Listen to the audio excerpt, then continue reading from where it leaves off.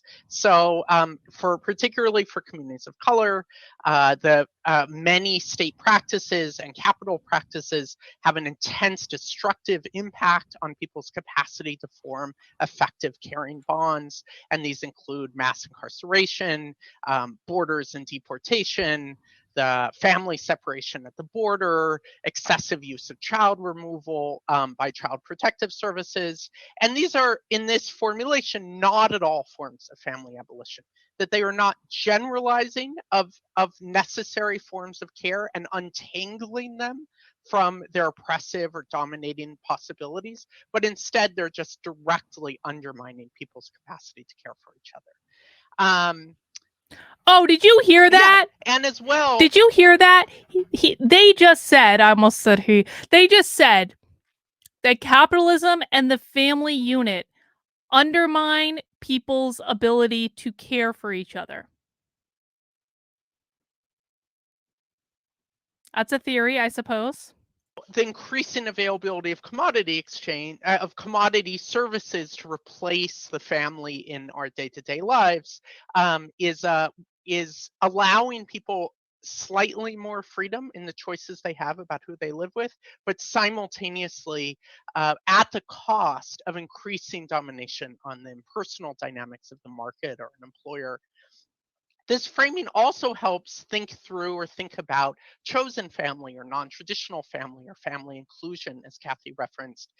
So chosen family includes queer support networks, the many forms of kinship and support in working class African American communities, many different extended immigrant support networks.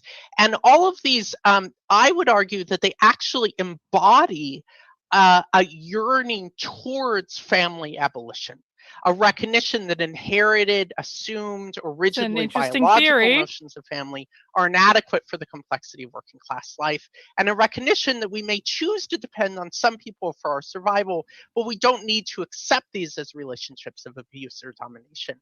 And they have an insight in the form of chosen family that could have a revolutionary counterpart, that a free society would maximize people's ability to form chosen kin relations. And when they say free society, what do they mean? This is a pop quiz for the chat. When they say free society, what do they mean? Because I would argue that their definition of free society is probably very, very different than the definition that some of you in the chat might have. I could be wrong about that, but I'm going to argue that that's probably the case. When they say free society, exactly, they mean free from capitalism. Free from capitalism. Communist. Capitalism. Free from capitalism. Collective society. Exactly. Well done. And find creative and diverse ways of organizing childcare, elder care, sex, or companionship. However, as I envision it, a communist process of family abolition ultimately would need to not only transform and break through a sort of conventional, normative, heteronormative family, white family system, but also transform the organization and distribution of resources and labor that require a chosen family as an economic unit. So organizing general production relations based on kin, even chosen kin, would ultimately be a disastrous cultish ethno-nationalism and really not in any way a form of freedom. So chosen family are currently a movement towards the abolition. What the fuck? Did you just hear what I just heard? I know I made a mistake in my knitting, and so I'm fixing my knitting right now, and so I might not, be fully looking at what's happening, but I definitely heard that they consider the family unit a form of ethno-nationalism.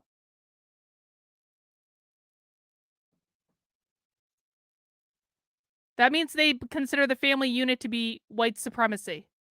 Let's rewind. Diverse ways of organizing childcare, elder care, sex, or companionship.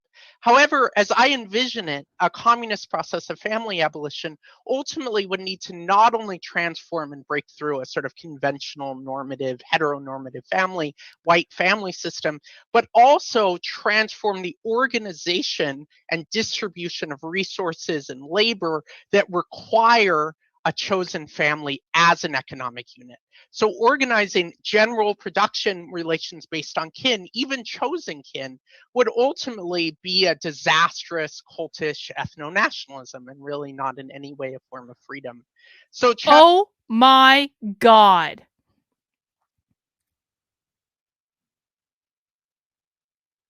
Organizing based on the family is a form of ethno-nationalism. I told you guys this stuff was insane. Wow.